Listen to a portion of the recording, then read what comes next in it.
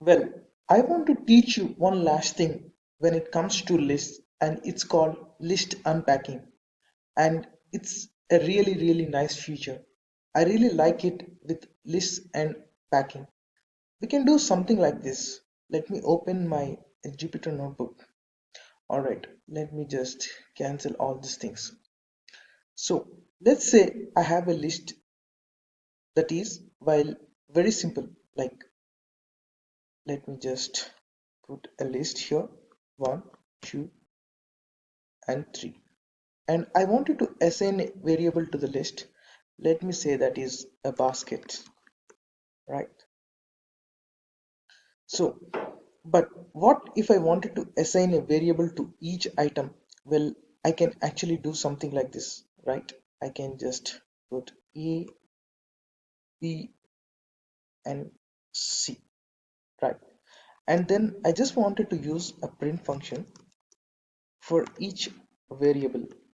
Print A, print B, and then print C.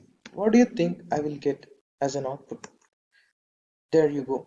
1, 2, 3. And this is something that we have seen when we talked about variables, where even if it was not a list, as long as we give it by comma, separated by comma, and different values, we can actually, let's say we extend our list to include all the way till 9. Let's say ABC again here.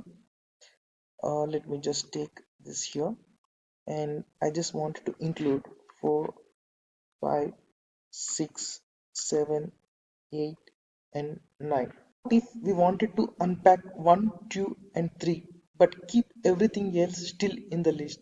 Could we be able to do that? Yeah. Let's say other as a variable. Now, if I wanted to print, let me just put comma and other, right? Now, if I wanted to print other, what do you think I will get? I will get 4, 5, 6, 7, 8, 9. That's how we unpack the list. Now, suppose if I just give another variable d. Now, what do you think I will get if I print other?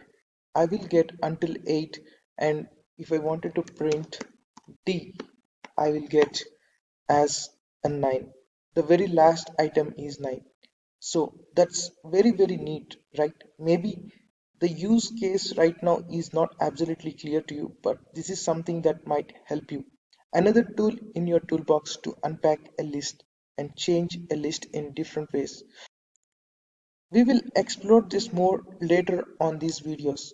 Well, I will see you in the next one. Bye bye.